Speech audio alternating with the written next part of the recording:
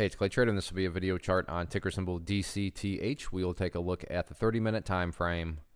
Real quick, what do I mean by 30-minute in case maybe you're new to charts? Instead of each one of these candlesticks here representing 1 day's worth of price action, which is what you would normally see, each one represents 30 minutes. So while this here may look like several days worth of time, it's actually today's price action broken down into 30-minute time slices. I like to this time frame. I think that's a good job of telling the quote-unquote story of the price, and then makes mapping out a very logical question quite straightforward. That question revolves around the fact that today the price made a very nice bounce. There's no doubt about it. I mean, when you consider where the price was at its low points to where it ultimately closed on the day, any rational person would say, yeah, the bulls definitely had a nice day in regards to the bounce, and the price showed some signs of life. But that does also lead to the very valid question of, but is there any sort of true power behind this bounce? Is there any sort of genuine strength, or is this just some sort of knee-jerk reaction, dead cat bounce type move? I have no idea, but like I said, by using charts, we can make answering that question very straightforward, and in my mind, it all revolves around a single area.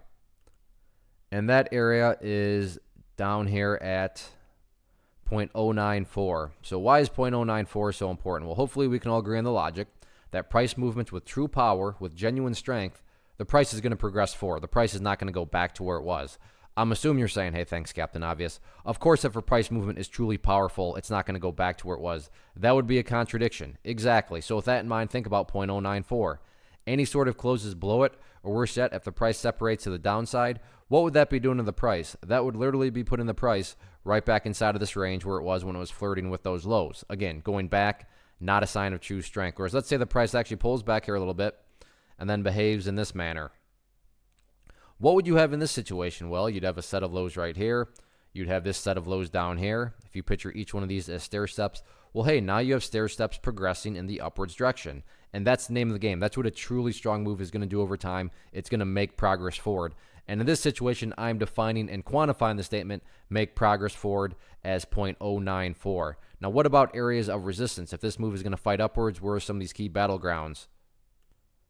As it stands right now, public enemy number one for the bulls going into tomorrow, right up here at this point, which sits at 0.103. So 0.103 key level of resistance. You go back through the history of the chart, you can see several different occasions bulls have tried to bounce up above it, including today, and just haven't been able to quite do it. So that'll be key resistance going into tomorrow. All in all, though, no doubt about it, nice bounce on the bulls' part today, but now it's just a question of, can the bulls build upon this bounce going forward? We shall see. One of the biggest questions that I get is, hey Clay, how do you find the stocks that you trade? So what I've done is put together a free resource guide where I talk about the tools that I use to locate stocks that I find interesting and think may have potential. So if that sounds like something that could add value to you as a trader, then click on the image that is up on the screen right now and I will email you the guide. The guide itself is very short and to the point, and best part, it's completely free. Thanks for watching the video. Let me know if you have any questions.